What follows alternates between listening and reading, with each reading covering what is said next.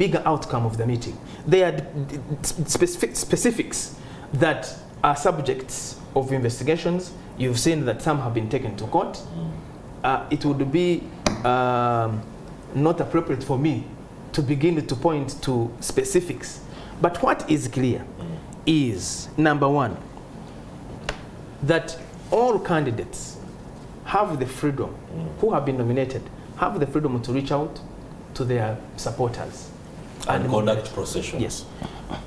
Now, there is public order, for instance, that it is important that in undertaking campaigns, you don't disrupt the normal businesses of the people of Kawempe North, okay?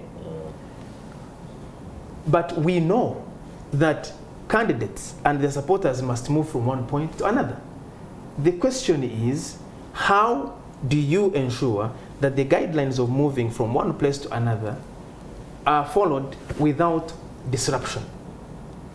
But the matter regarding the sites and scenes and images that we have seen, we are concerning because, as the chairman mentioned, we have seen situations where from what you see on the image, you don't clearly see a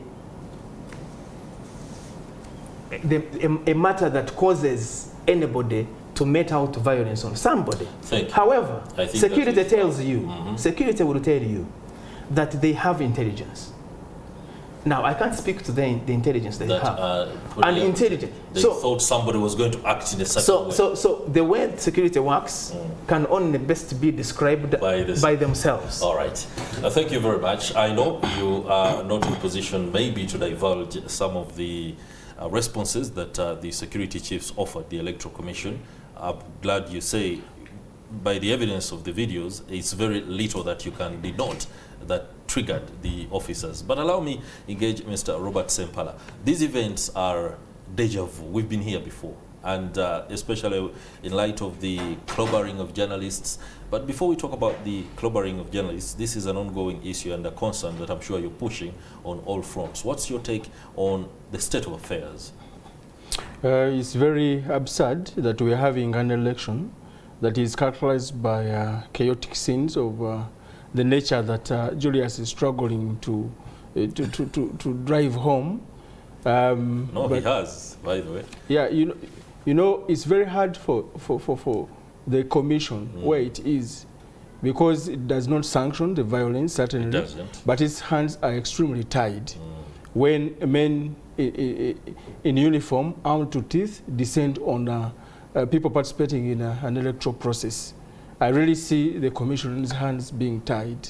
No one would want to be in that position. Journalists are extremely scared, and so are the other actors in the process, especially in a process where we do not have election constables. Instead, we have the JAT, we have the UPDF men and women. Forces. We have, yes, that are contending with the forces in a civic action. Of people that are not even throwing stones, for that matter. Like you said, it's very hard to see a connection between the violence and the people in the electoral spaces that we're talking about. For the journalist, of course, he was well blinded. He pleaded to be let go, even free to do his work. But the man hit him not once, not twice, but severally. Today he's being discharged with a huge bill, hospital bill, that the government pledged to settle, and nothing has happened. Good enough, David Bahati, Honorable, went to the hospital yesterday to check on the patient. David Bahati, the Minister for Trade. Yes, not even the Minister for ICT, because the media actually falls under a different ministry. A different ministry. We're trying to find a link, but possibly he was delegated, possibly. And he said, okay, let me go and inform my bosses that the situation we're in is pathetic. We still need a lot of things. But he's not alone. Miracle is not alone. We had your own Mbide Stephen yesterday being swarmed by 8 policemen. A man pleading, he's known in that place, he always does live shows. and the men do not even have a justification for descending on him. Just like it is with journalists, it is with the other people, that are participating, including candidates. It's very ugly when a candidate is pulled off a border. He says, please let me go home, I can sleep. And the men let me leave the space for you. For you. And I go and rest. If somebody wants to clear, because even in a war format, you reserve some space for somebody to disappear, to free and go away. Yes, but in here somebody is pleading to leave and they are not leaving. So I think it is extremely very difficult for anyone to justify. And he's not able to divulge what was in the meeting. He would be telling you the responses of the security forces. Maybe there we can know how to even proceed and navigate around the environment if they give a justification for the acts. So we are grateful to certainly Parliament and the MPs that have been vehemently clear on seeking for accountability in such situations. He says it's not the whole of Kawempe Division North, but that one is a clear indication of what is happening around the political opposition. Because we haven't registered cases with the other candidates, it only is happening with the political opposition. So I think the Electoral Commission should preoccupy itself with how to manage spaces around the political opposition. Because that side seems to be very okay. Even they have come out to say, we do not condone the violence. It is decampaigning us. We have seen the Deputy Speaker say, these must be agents that are against government. Then expose them, you know, hold them accountable. Let us know an accountability process and how it works. And that should be a deterrent. Otherwise, if there seems to be agents that are against government and nobody is taking action, we are in a very... the government seems to suggest it's helpless in the face of agents against it. The agents they see on a daily basis, agents who dress like they are agents, and the whole plausible deniability statements that come out are absurd. I think what the Commission has stated is that violence has no place in the elections. Yeah. And anybody that is involved in violence should face the law. Okay? So there is no condoning.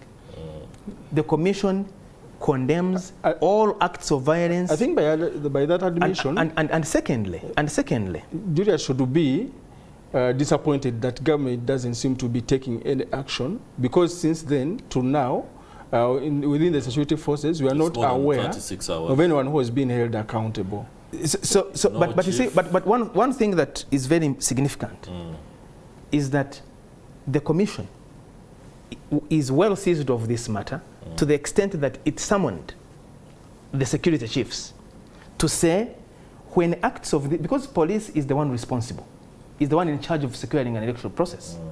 But the law allows it to bring on another groups as provided for when it deems it necessary, and it determines that by itself.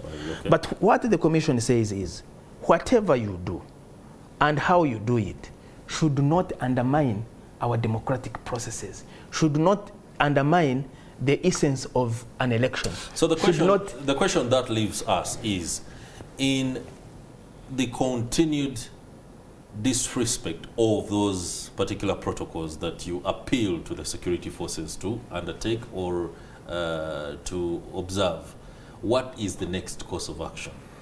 So what was agreed going forward was that we are going to see a different environment. And we all are looking forward and hoping that we will not be able to see the kind of scenes that we've seen in the past few days. And we want to hold all of us accountable to that particular fact. Secondly, security and peace in an electoral process is for everybody. No doubt. The voters, the candidates, the election officials, the general public. So when we see scenes of attacks on journalists, I wanted to comment on the question of journalists. The Commission considers the media and journalists as very critical partners in an electoral process. We cannot envisage a situation where you can hold a free, fair, transparent election with a media blackout, for instance, or with a situation where journalists are attacked when they are doing their job.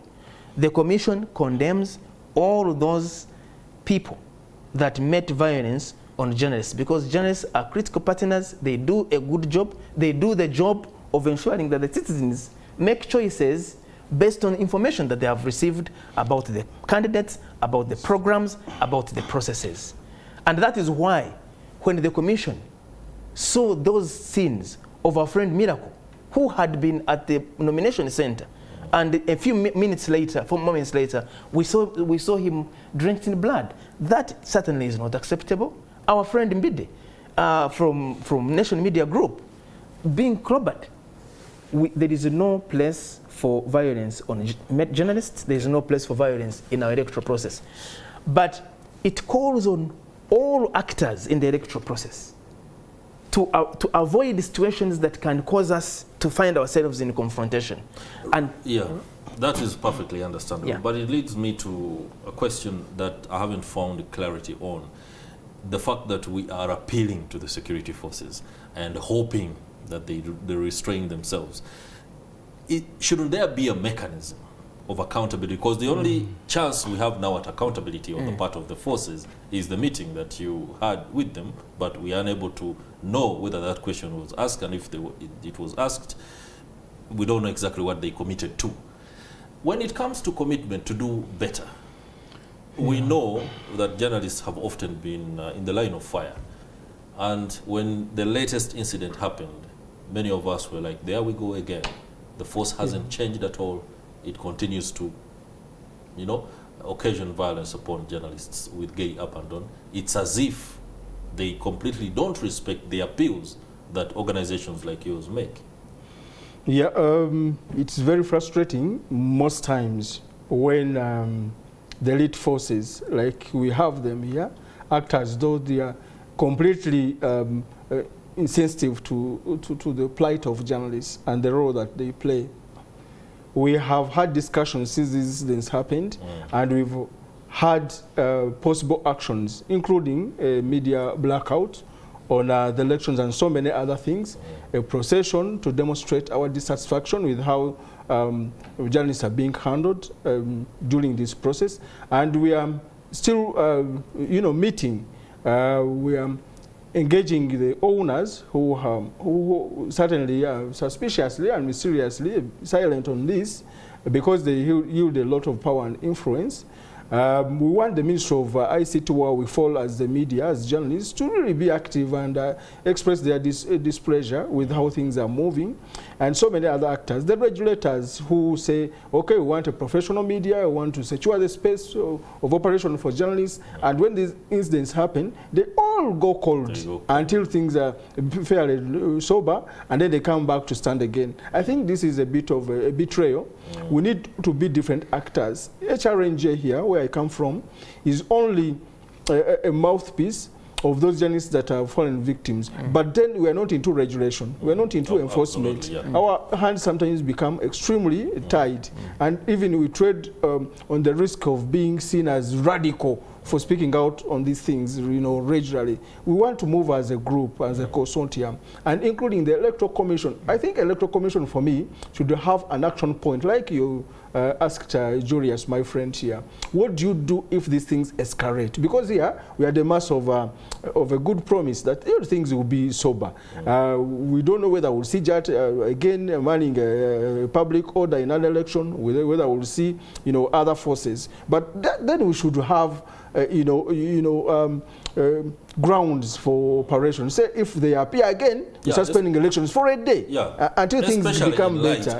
Campaigns. The security forces have consistently shown that they're incapable of gentlemen's agreements. You don't treat them as though all is moving well. I think the Electoral Commission has their hands tied, I understand, but then they should also stand their ground and say, we are in charge of an electoral process where journalists are being crowbarred in broad daylight and videos are flying all over. This is empirical evidence for us to act here. You had a meeting, which is commendable, but then if these things are going to happen within the remaining 80 days, what do we see? Because whatever you do now is a build up to 2026.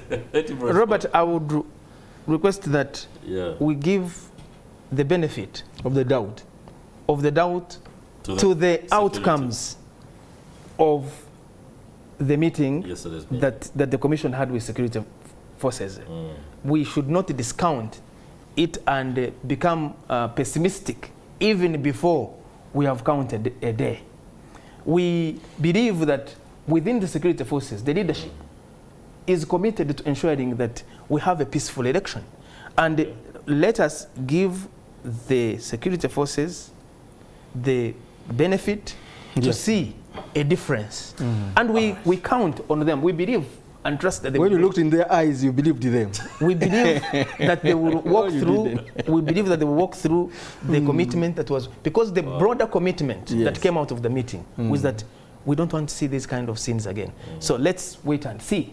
But before we leave this point, on the question of the media, and I want to thank Robert and your group. I was going to transition into the media's.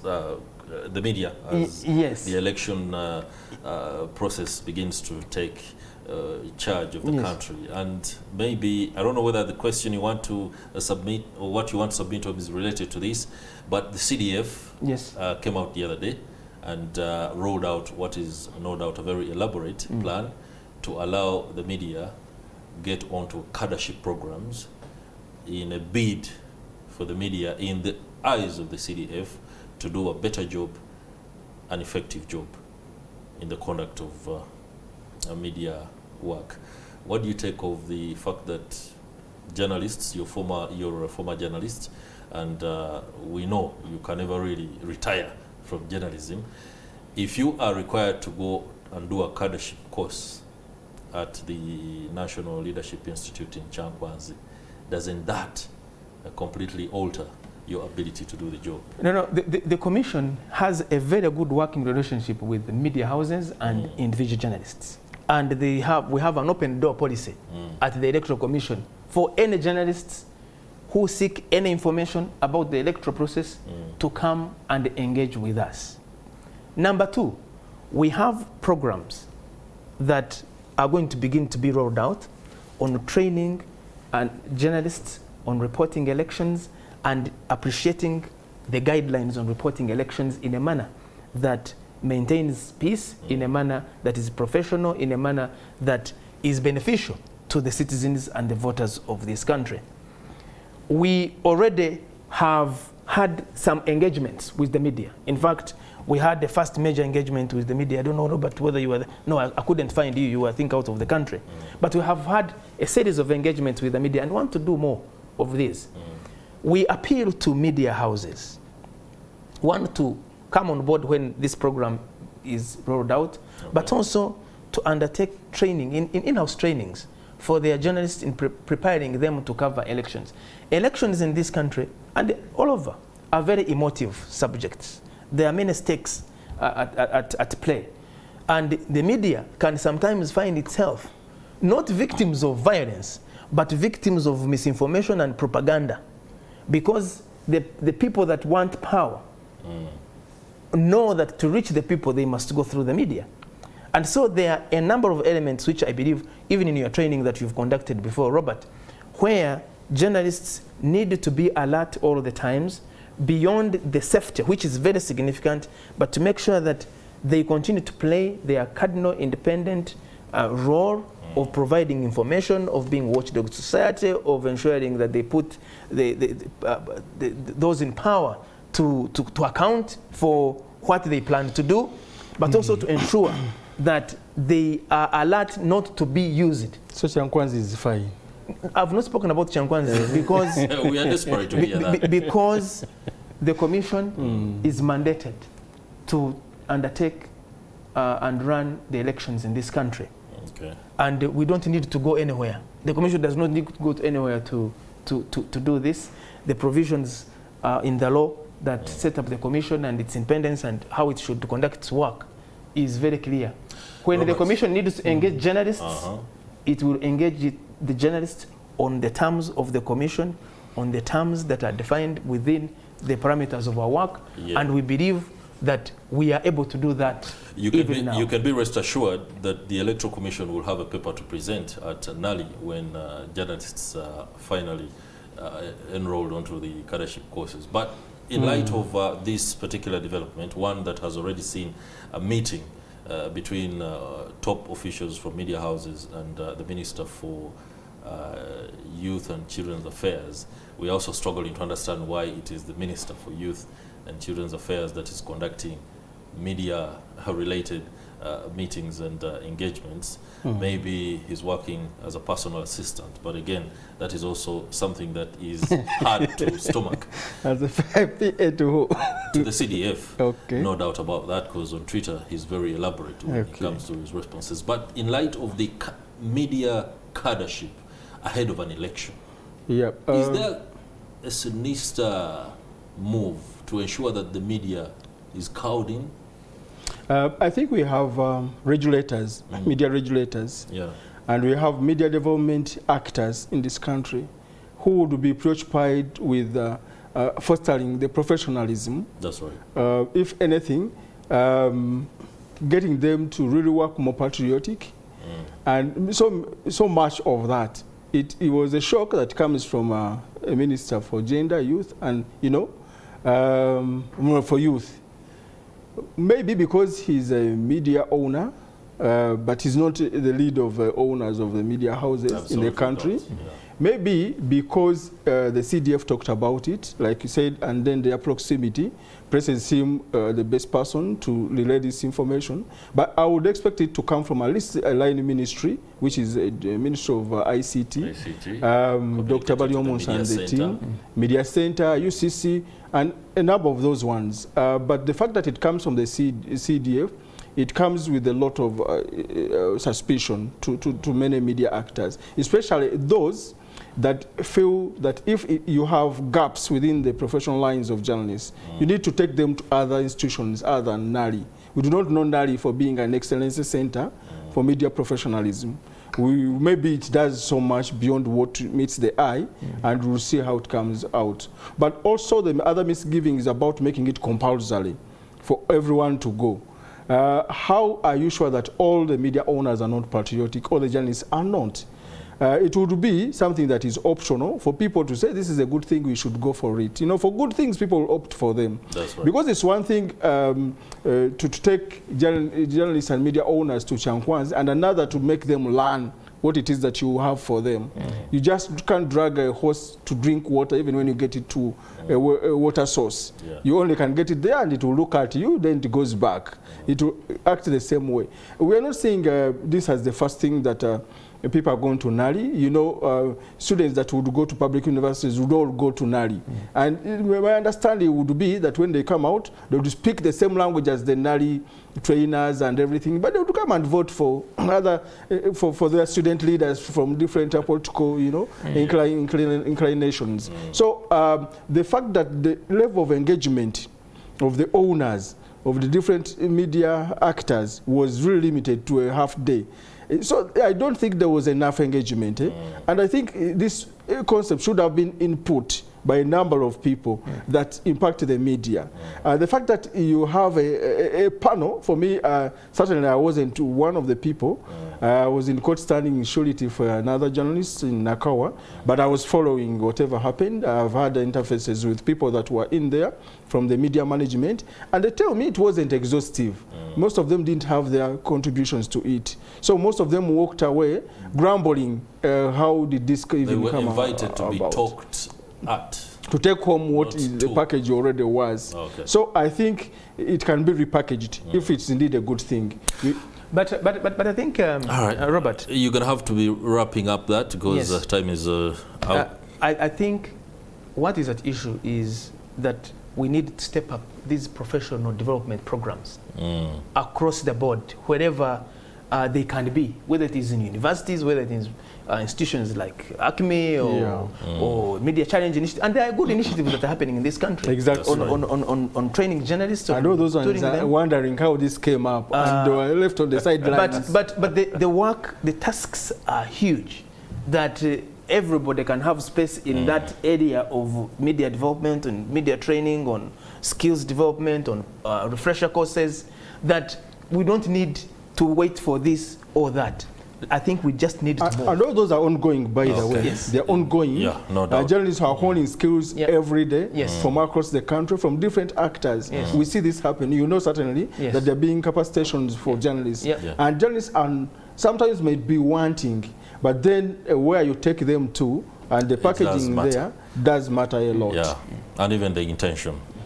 So, Robert Sempala, many thanks for making time. Robert Sempala is the Executive Director of the Human Rights Network for Journalists Uganda, and Julius Michunguzi, spokesperson for the Electoral Commission. We are glad that you made it. Your submissions have emboldened our understanding of these matters and what goes on when you meet security. Please next time invite people from security. We shall, no doubt. Will they come? All right, that will do it for the Kickstarter discussion. Morning at NTV does continue. Stay with us.